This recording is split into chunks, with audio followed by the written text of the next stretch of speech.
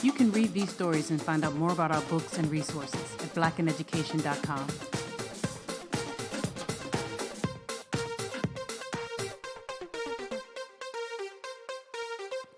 The court today decides, in effect, that a state may constitutionally vary the quality of education which it offers its children in accordance with the amount of taxable wealth located in the school district within which they reside. The majority's decision represents an abrupt departure from the mainstream of recent state and federal court decisions concerning the unconstitutionality of state educational financing schemes dependent upon taxable local wealth. More unfortunately, though, the majority's holding can only be seen as a retreat from our historic commitment to equality of educational opportunity and as unsupportable acquiescence in a system which deprives children in their earliest years of the chance to reach their full potential as citizens. The court does this despite the absence of any substantial justification for a scheme which arbitrarily channels educational resources in accordance with the fortuity of the amount of taxable wealth within each district. In my judgment, the right of every American to an equal start in life, so far as the provision of a state service as important as education is concerned, is far too vital to permit state discrimination on grounds as tenuous as those presented by this record.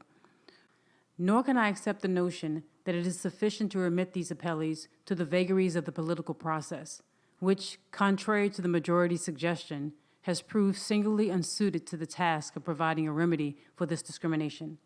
I, for one, am unsatisfied with the hope of an ultimate political solution sometime in the indefinite future, while in the meantime, countless children unjustifiably receive inferior educations that may affect their hearts and minds in a way unlikely to ever be undone.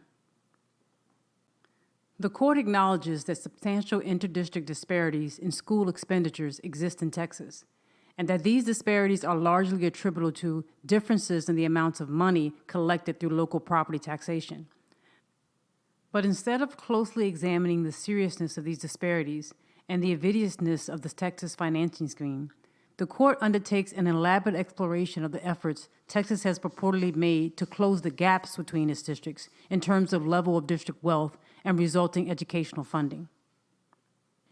Yet, however praiseworthy Texas's equalizing efforts, the issue in this case is not whether Texas is doing its best to ameliorate the worst features of a discriminatory scheme, but rather whether the scheme itself is in fact unconstitutionally discriminatory in the face of the 14th Amendment's guarantee of equal protection of the laws. When the Texas financing scheme is taken as a whole, I do not think it can be doubted that it produces a discriminatory impact on substantial numbers of school-age children of the state of Texas. Funds to support public education in Texas are derived from three sources: local ad valorem tax property taxes, the federal government, and the state government. It is unlikely to consider these in order. Under Texas law, the only mechanism provided the local school district for raising new, unencumbered revenues is the power to tax property located within its boundaries. At the same time, the Texas financing scheme effectively restricts the use of monies raised by local property taxation to the support of public education within the boundaries of the districts in which they are raised, since any such taxes must be approved by a majority of the property tax-paying voters of that district.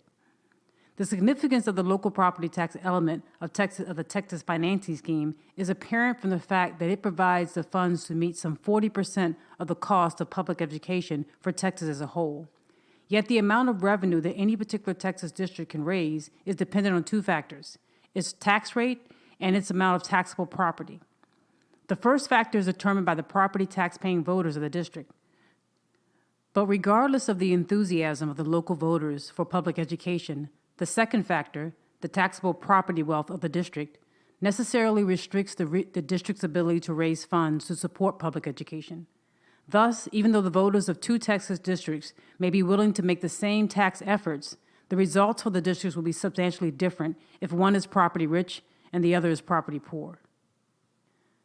The necessary effect of the Texas local property tax is, in short, to favor property rich districts and to disfavor property poor ones.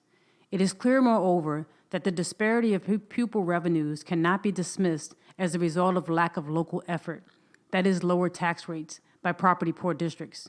To the contrary, the data presented below indicate that the poorest districts tend to have the highest tax rates, and the richest districts tend to have the lowest tax rates. Yet, despite the apparent effort being made by the poorest districts, they are unable to even begin to match the richest districts in terms of the production of local revenues. For example, the 10 richest districts studied by Professor Burke were able to produce $585 per pupil with an equalized tax rate of 31 cents on $100 of equalized valuation. But the 4 poorest districts studied, with an equalized rate of 70 cents on $100 of equalized valuation, were able to produce only $60 per pupil. Without more, this state-imposed system of educational funding presents a serious picture of widely varying treatment of Texas school districts, and thereby of Texas school children, in terms of the amount of funds available for public education. We sit, however, not to resolve disputes over educational theory, but to enforce our Constitution.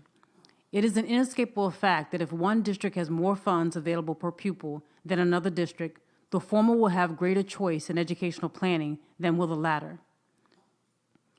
In this regard, I believe the question of discrimination in educational quality must be deemed to be an object that looks to what the state provides its children, not to what the children are able to do with what they receive.